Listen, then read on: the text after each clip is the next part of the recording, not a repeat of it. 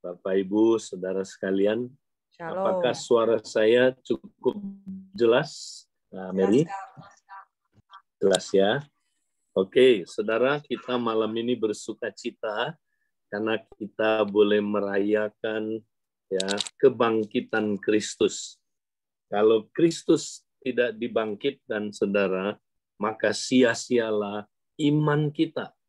Nah, saudara, kita mesti tahu betapa dahsyatnya kuasa kebangkitan Kristus itu, saudara. Nah, ketika Paulus ya berkata kepada gereja Korintus, dia berkata, saudara, ya supaya kamu mengerti betapa dahsyatnya kuasa yang membangkitkan Kristus, saudara. Wow, kenapa, saudara? Ya, kuasa yang membangkitkan Kristus itu, saudara, adalah kuasa yang bahkan lebih dahsyat dari kuasa penciptaan. Kenapa, saudara? Karena waktu Tuhan menciptakan segala sesuatu, nah, saudara, dunia ini belum ada kuasa gelap. Dunia ini belum ada penyakit. Belum ada, saudaraku, ya, dunia ini kutuk, dosa, belum ada. Jadi waktu Tuhan menciptakan dunia ini, dia belum mendapatkan oposisi, perlawanan. Ya, tapi saudara, setelah manusia jatuh dalam dosa, tahukah saudara, ya, dunia ini penuh dengan dosa, kematian, penyakit, kutuk, dan hal-hal yang sangat mengerikan, saudara. Itu sebabnya, saudara, pada waktu Tuhan Yesus memikul dosa kita, saudara. Kemudian dia, saudaraku, menggantikan kita mati di kayu salib, saudara. Saudara, di situ, waktu dia terkubur, saudaraku, selama 3 hari, tahukah saudaraku, ya, penyakit, kuasa gelap, kutuk, dosa, semua, ya, saudaraku, penghuni neraka, saudaraku, menahan dia supaya dia tetap dalam kematian. Saudara-saudara, tetapi apa yang terjadi? Maka kematian tidak dapat menahan dia, saudara. Karena dia bangkit pada hari yang ketiga, saudaraku. Itulah sebabnya dahsyatnya kebangkitan Kristus itu, saudara. Karena tidak ada yang bisa menahan dia. Apapun itu, saudaraku, dosa, kematian, penyakit, kutuk, semua, saudaraku, hal-hal jahat yang menyerang saudara, itu sudah dikalahkannya, saudaraku. Dia bangkit. Haleluya. Saudara, itu sebabnya kita harus mengerti betapa dahsyatnya kuasa kebangkitan Kristus. Nah, karena itu, next kita lihat, saudara, kita harus hidup dalam kuasa kebangkitannya, saudara. Tuhan mau kita hidup dalam kuasa kebangkitannya. Nah, ada 3 kuasa kebangkitan, ya, sebenarnya 1, tapi bisa dilihat dari 3 sisi, saudara. Ya, kita mesti hidup dalam kuasa kebangkitan masa lalu, ya. Ketika Yesus bangkit, saudara, puji Tuhan, kita, saudaraku, bangkit bersama dengan Dia. Ini sudah terjadi. Nah, nanti kita lihat apa itu kuasa kebangkitan Kristus di masa lalu. Ini sudah terjadi, saudara. Tapi kita juga mesti hidup dalam kuasa kebangkitan masa kini. Nah, kuasa kebangkitan ini, saudara, bekerja tiap hari. Ya, kita akan alami kuasa kebangkitannya sehari-hari.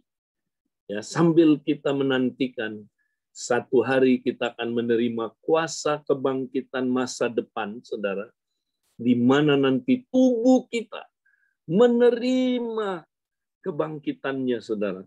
Dan waktu itulah, haleluya, kita dapat tubuh yang mulia, tubuh yang baru, tubuh yang serupa dengan tubuh Kristus. Dan satu hari, saudara, ya, kita tidak dapat berbuat dosa lagi, saudara. Wow. Ini keren, ini pengharapan kita. Ya, waktu kita berdosa, saudara, maka saudara kita tidak mungkin tidak berdosa. Ya, tapi waktu Tuhan udah tebus kita, kita mungkin untuk tidak berdosa, tapi masih mungkin berdosa. Tapi nanti, saudara, kalau Yesus datang kedua kali, karena tubuh kita adalah tubuh kebangkitan, kita tidak mungkin berbuat dosa lagi, saudara. Karena kalau kita masih mungkin berbuat dosa, berarti Tuhan Yesus harus turun naik, ya, inkarnasi terus berkali-kali untuk menebus dosa kita. Tadi ada yang bacakan, dia menebus dosa kita. Dia hanya mati sekali saja dalam kekekalan, sekali saja, menyempurnakan kita yang diselamatkan sampai selama-lamanya. Wow, kalau saudara ngerti ini, dahsyat sekali kuasa kebangkitan itu, saudara. Nah, dari 3 kuasa kebangkitan ini, saudara, masa lalu, masa kini, masa depan, hari ini kita akan lihat 2 saja, ya, yaitu nomor 1 dan nomor 2. Kuasa kebangkitan masa lalu. Nah, bagaimana kita, saudara, menghidupi ini? Mari kita lihat ayatnya, saudara. Ya, kuasa kebangkitan masa lalu. Next. Nah, kita, saudaraku, harus mengerti apa yang Yesus lakukan di masa lalu buat kita. Ya, coba kita baca ayatnya 2 Korintus 5, 16 sampai dengan ayat yang ke-17. Sebab itu, kami tidak lagi menilai seorang juga pun menurut ukuran manusia. Dan jika kami pernah menilai Kristus menurut ukuran manusia, sekarang kami tidak lagi menilainya demikian. Jadi, siapa yang ada di dalam Kristus, ia adalah ciptaan yang baru. Yang lama sudah berlalu, sesungguhnya yang baru sudah datang. Nah, saudara, kita harus hidup, ya, dalam kuasa kebangkitan masa lalu, saudara. Ya, karena di masa lalu Kristus sudah bangkitkan, saudara. Nah, mari kita lihat kuasa kebangkitan Kristus itu dahsyat sekali di masa lalu.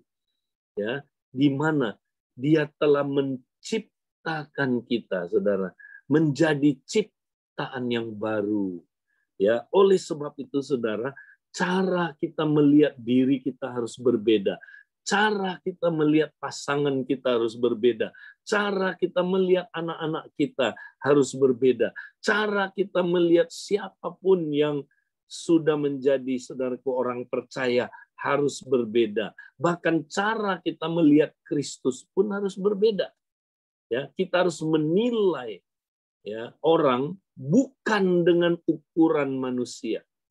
Nah, banyak kita, saudara, kita menilai orang itu menurut ukuran manusia. Nah, ini cara pandang yang salah. Ya, jadi apa itu menilai seorang pun menurut ukuran manusia, saudara? Kita melihat orang dengan mata jasmani kita, bukan dengan mata iman. Ya, kita lihatnya dengan mata jasmani. Maka apa yang terjadi, saudara? Kita kecewa. Kita, saudaraku, akhirnya, ya, saudara, sakit hati, luka. Ya, akhirnya, saudara, kita nggak mengasihi orang lain. Ya.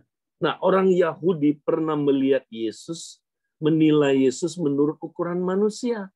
Paulus bilang, sekarang kami tidak lagi menilainya demikian. Nah, kenapa? Kapok, saudara. Ya, satu kali Yesus kembali ke desanya, saudara. Ya, dia khotbah di desanya, saudara. Wow, orang-orang desa bilang begini, wih, dari mana ya dia memperoleh kuasa ini? Dari mana dia dapat hikmat ini? Ya, kemudian, nah, ada yang nyeletuk. Nah, ini yang mulai menilai dia menurut ukuran manusia. Bukankah dia anaknya Yusuf?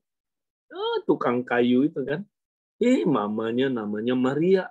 Kakak adiknya kita kenal tuh. Kalau bahasa sekarang itu yang tinggal di Gang 5. Ya, saudara, mereka mulai melihat Yesus dari sisi manusianya, saudara. Mulai menilai Yesus. Ya, dia anak tukang kayu. Bapaknya Yusuf, ibunya Maria. Dia mah manusia biasa. Ya, dia mah. Nah, ini dia, saudara. Ini dia. Ketika mereka mulai menilai Yesus menurut ukuran manusia, saudara, mereka kecewa dengan dia. Mereka menolak dia. Dan mereka tidak percaya kepada dia. Bayangkan, saudara, Yesus aja nggak ada dosanya, saudara. Sempurna. Ya, manusia paling sempurna. Tapi kalau saudara melihat dia, menilai dia menurut ukuran manusia, saudara akan kecewa dengan Yesus. Saudara akan tolak Yesus. Saudara tidak akan percaya kepada dia. Nah, jadi saudara, bagaimana caranya kita mesti lihat, menilai diri sendiri, menilai orang lain, ya, bagaimana? Ayat 17. Jadi, siapa yang ada di dalam Kristus? Haleluya. Saudara ada di dalam Kristus? Pasangan saudara ada di dalam Kristus? Anak-anakmu ada di dalam Kristus? Apa katanya? Iya, adalah ciptaan yang baru. Wow, dia adalah ciptaan yang baru. Ini cara pandang yang benar. Yang lama sudah berlalu. Wow, bukan akan berlalu, bukan berlalu pelan-pelan, bukan mudah-mudahan berlalu. Sudah berlalu. Tahu sudah? Ya sudah. Ya telah. Ya. Sesungguhnya yang baru sudah datang, bukan akan datang, bukan. Sudah datang. Nah, saudara, kita mesti lihat pasangan kita kayak gini. Kita mesti lihat, saudaraku, anak-anak kita kayak gini. Ya, kalau enggak, hidup kita kecewa, saudara. Nah, inilah kuasa kebangkitan masa lalu. Kita mesti hidup dengan kuasa kebangkitan masa lalu telah selesai. Nah, Tuhan lihat saudara seperti ini, saudara. Ya, Tuhan nggak lihat saudara sebagai ciptaan yang lama. Kalau dia lihat saudara sebagai ciptaan yang lama, wah, sudahlah. Saudara nggak masuk hitungan dia. Saudara nggak memenuhi syarat. Ya, Tuhan lihat saudara luar biasa sebagai ciptaan yang baru. Maukah kita saling melihat, termasuk melihat diri kita sebagai ciptaan yang baru? Nah, ini saudara, ini kita nggak praktekin, makanya orang Kristen banyak kecewanya. Kecewa sama istrinya, istri kecewa sama suami, ya, suami istri kecewa sama anak.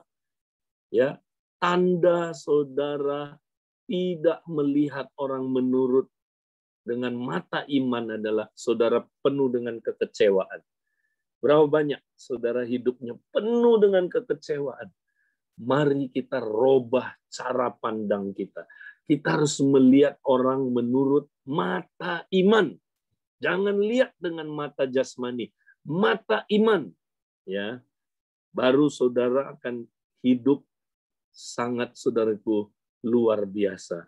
Ya, saudara, makanya ayo suami-suami ambil gambar istrinya, saudara. Dia bilang begini, Tuhan, makhluk yang satu ini jarang ada, Tuhan. Oh, aku bersyukur Engkau ciptakan istriku seperti Engkau, Tuhan. Saya bersuka cita, Tuhan. Haleluya, gitu ya. Jangan sambil lihat gambar, aduh Tuhan, minta ampun ciptaan yang satu ini, Tuhan. Gua capek hidup sama dia, Tuhan. Aduh, jenis ini hanya bisa disingkirkan dengan doa dan puasa. Emang dia setan, saudara. Ya, nah, sama istri-istri juga mesti ambil foto suaminya. Bilang, Tuhan, walaupun suamiku nggak seganteng dulu lagi, Tuhan. Dia dulu, Tuhan, Teng Kuang Yung. Sekarang udah Teng Oleng. Ya, wah. Tapi Tuhan, aku bersyukur ada makhluk yang satu ini, Tuhan. Haleluya. Engkau lihat dia seperti Kristus. Bapak, aku pun mau lihat dia seperti Kristus. Gitu dong ya, saudara. Nah, itu baru saudara nggak kecewa. Orang Inggris bilang gini, saudara. The way you see people is the way you treat people. And the way you treat people is the way they usually will become.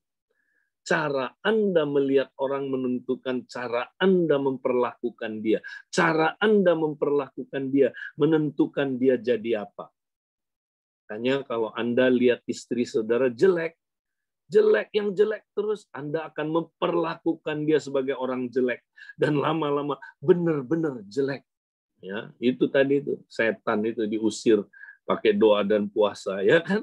Nah, jangan gitu, saudara. Haleluya, kita mau hidup dengan kuasa kebangkitan masa lalu. Ini dia, saudara. Nah, sekarang masa kini. Kita lihat, saudaraku, next ya. Wow, ini luar biasa. Ya.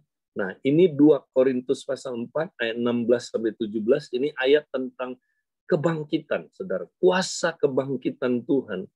Ya, Tuhan melakukan apa terhadap kita di masa kini, kuasa kebangkitannya, saudara.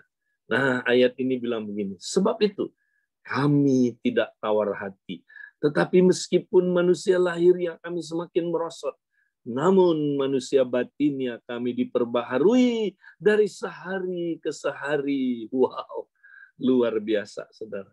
Saudara, kita jangan fokus ke manusia lahiriah kita. Nah, kenapa? Nah, apa itu manusia lahiriah? Manusia lahiriah, saudara, adalah manusia yang kelihatan di luar, ya, yang dengan 5 panca inderanya ini, yaitu tubuh kita. Nah, kita jangan fokus, saudara, ya, untuk apa, saudara? Fokus ke manusia lahiriah kita. Jangan. Kenapa? Kalau enggak nanti kita tawar hati, saudara. Sebab karena manusia lahiriah kita semakin merosot, betul nggak? Saya makin merosot. Ya, coba semua kita di sini merosot. Pak Yakub ada di sini merosot, saya merosot. Dulu saudara, ya, ombaknya banyak. Sekarang saudaraku ombaknya berkurang, pantainya yang banyak, saudaraku, ya kan? Nah, itu saudara. Kita jangan fokus ke manusia lahiriah. Kita nanti tawar hati. Tapi ya, kita harus fokus apa? Namun manusia batinnya kami dibaharui dari sehari ke sehari. Itu yang kita mesti fokus, saudara. Nah, apa itu manusia batinnya? Itulah the inner man, ya, kalau kita di industri menyebutnya manusia roh kita. Kita harus fokus ke manusia roh, ya, karena Tuhan oleh kuasa kebangkitannya, saudara, ya, dia memperbaharui kita dari sehari ke sehari. Haleluya. Dia mau, saudaraku, perbaharui kita dari hari ke hari. Ini excitingnya, saudara, kalau kita memperhatikan manusia batinnya kita. Nah, apa itu manusia batinnya, saudara? Itulah roh kita dan jiwa kita. Nah, roh kita nggak ada masalah karena selalu taat. Tapi jiwa kita, saudara, itu udah rusak, nggak karu-karuan. Itu sebabnya manusia batinia kita, saudara, harus diperbaharui tiap hari. Ya, nah, proses pembaharuan ini dalam bahasa Latinnya disebut renovare. Ya, dari situ keluar kata renovasi, renovare, ya, pembaharuan terus-menerus. Haleluya. Saudara mau mengalami renovare, ya. Nah, bagaimana caranya, saudara? Ini dia ayat 17. Ya, ayat 17 bilang apa, saudara? Sebab penderitaan ringan yang sekarang ini mengerjakan bagi kami kemuliaan kekal yang melebihi segala-galanya, jauh lebih besar daripada penderitaan kami. Haleluya. Nggak ada jalan lain, saudara. Tuhan pakai penderitaan untuk mengubah dari dalam, saudara. Ya, dari dalam. Ya, dia mengerjakan bagi kita kemuliaan kekal yang melebihi segala-galanya. Jauh, ya, lebih besar daripada penderitaan kita. Wah, ini dia, saudara. Nah, jadi, saudara, Tuhan mau kita, saudara, ya, jangan menolak penderitaan. Ya, tanpa penderitaan kita nggak bisa berubah serupa dengan Kristus, saudara. Jadi Tuhan mau kita apa, saudaraku? Ya, kita merangkul penderitaan, saudara. Nah, penderitaan di sini apa? Nah, saudara boleh catat yang pertama, saudara, penderitaan di sini yang dari luar. Penderitaan dari luar itu, nah, yang tadi sempat dibacakan, saudara, ya, yaitu apa, saudara? Melalui situasi, ujian-ujian, cobaan-cobaan, ya, situasi yang nggak nyaman, termasuk COVID-19 ini, saudara, Ya, Tuhan izinkan itu supaya membawa kita ke jalan kematian, saudara. Membawa kita ke jalan kematian. Ya, nah, jadi saudara, kalau nggak ada penderitaan, kita nggak mati-mati, saudara. Kita hanya mati terhadap apa, saudaraku? Ya, kalau ada penderitaan. Nah, kalau kita dibawa ke jalan penderitaan, saudara, maka di belakang, ya, saudaraku, jalan kematian itu ada kebangkitan. Wow, ini dahsyat, saudara. Ya, saudara mau mengalami kuasa kebangkitan, harus, ya, saudara dibawa oleh Tuhan ke jalan kematian. Ya, saudara, lewat COVID-19 saya berubah total, saudara. Saya ngalamin kuasa kebangkitan Kristus karena COVID-19 yang saya alamin itu membawa saya ke jalan kematian, saudara. Ya, jadi kalau saudara mau ngalamin kuasa kebangkitan masa kini, ya, maka saudara mesti ngalamin kematian, jalan kematian ini. Nah, bagaimana ngalamin jalan kematian ini, saudara? Nah, nanti saudara baca ayat-ayat sebelumnya. Nah, kita mesti praktekin penderitaan yang di dalam. Penderitaan yang di dalam. Nah, penderitaan yang di dalam itu apa? Kita pikul salib, saudara. Kita bawa kematian Yesus setiap hari dalam diri kita, saudara. Inilah praktek disiplin-disiplin rohani, saudara. Ketika kita praktek disiplin-disiplin rohani, kita cuma membawa kematian Yesus dalam tubuh kita, maka apa yang terjadi, saudara? Maka kehidupan Kristus menjadi nyata di dalam tubuh kita, saudara. Maka kita mengalami renovare ini. Kita makin berubah serupa Kristus. Kita makin berubah, makin berubah. Jadi, saudara, tidak akan ada kebangkitan, saudaraku, tanpa kita masuk ke dalam jalan penderitaan, saudara.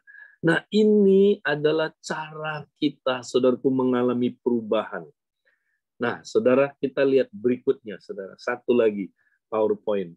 Nah, jadi kalau kita mau, saudaraku, mengalami kuasa kebangkitannya, saudara, masa kini, praktekkan, saudaraku, khotbah di bukit. Nah, mulai besok kita akan belajar ini, saudara. Inilah boleh dibilang SPK, ya, lanjutan, saudaraku, yang sangat penting. Ya, banyak orang cuman SPK level dasar aja, dia nggak belajar SPK level selanjutnya. Nah, kita mesti belajar. Apa itu SPK level selanjutnya? Yaitu khotbah di bukit, saudara. Nah, kita lihat khotbah di bukit itu intinya apa, saudara? Nah, pasal 5 intinya apa? Manusia batinia kita. Kondisi manusia batinia kita. Di situ Tuhan tunjuk betapa rusaknya manusia batinia kita, saudara.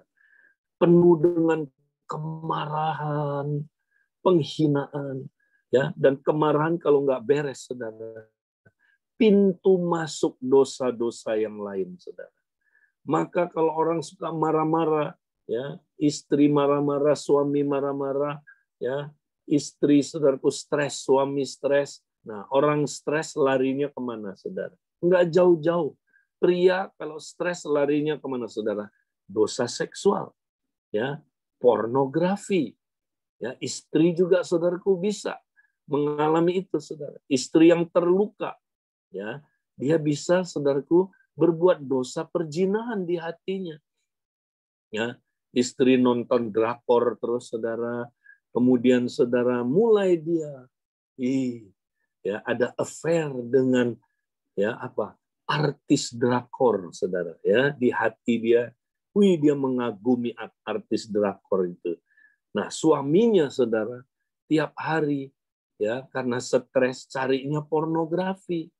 Ya kan? Wow, ya Tuhan, ya ampun, ya habis, ya, pindah lagi, saudara. Lihat lagi, mulai nggak bisa hubungan seks lagi suami istri, saudara. Istri nggak kasih jatah, suami kecewa, dua-duanya, saudaraku, ya, akhirnya konflik berkepanjangan.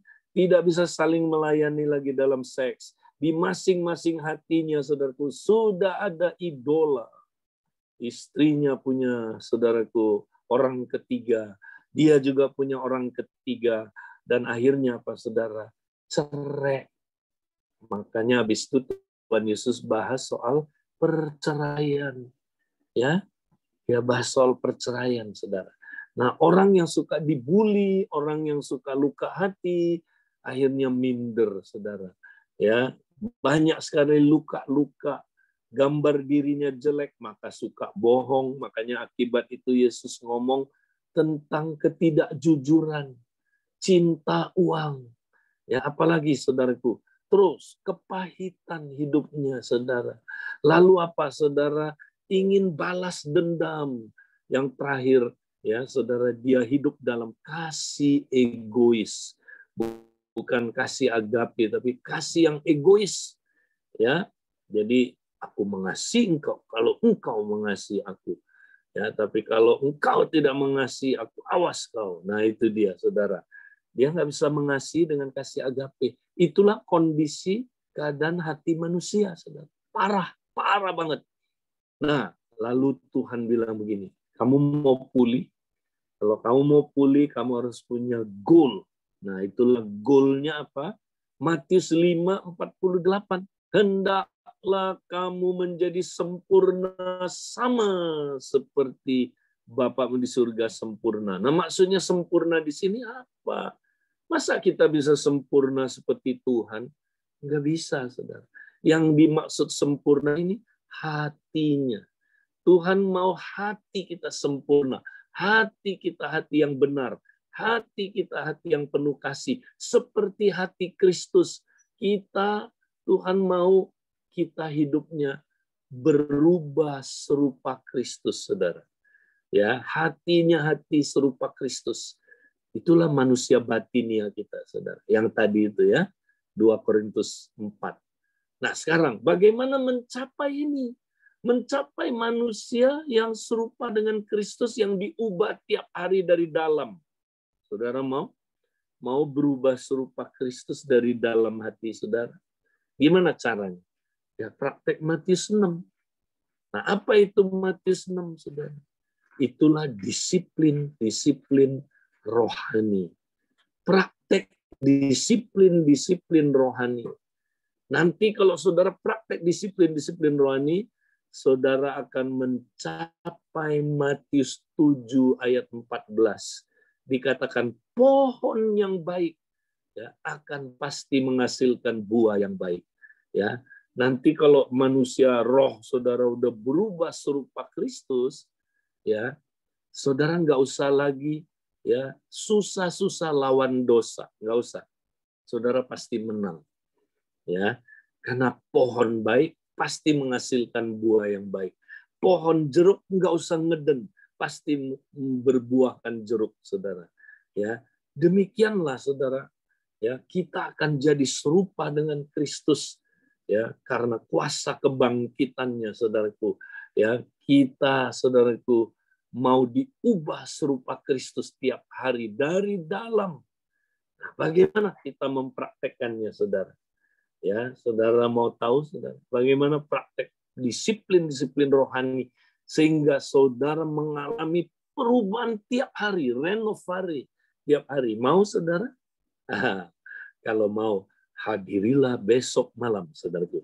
Mulai besok malam kita akan membahas ini, saudara. Bagaimana kita mencapai keserupaan dengan Kristus. Manusia roh kita serupa Kristus. Besok kita akan belajar ini, saudara. Nah, hari ini kita bersyukur, saudaraku. Kuasa kebangkitan Kristus mengubah kita dari dalam tiap hari, saudara. Makin serupa dengan dia, makin serupa dengan dia, sampai kita menjadi, saudaraku, seperti pohon yang baik, menghasilkan buah yang baik. Baik, saudara, saya mau berdoa buat saudara. Tuhan, biar kami hari ini, malam ini, Tuhan, mengalami kuasa transformasimu, Tuhan. Kuasa kebangkitanmu, Tuhan. Baik kebangkitan masa lalu, kebangkitan masa kini, sambil kami menantikan kebangkitan masa depan Tuhan. Tuhan, kami bersyukur Tuhan. Oleh karena kebangkitan-Mu, kami ikut bangkit bersama dengan Kristus. Di dalam nama Yesus, kami sudah berdoa dan mengucap syukur Tuhan. Amin. Haleluya. Haleluya. Saya kembalikan saudara untuk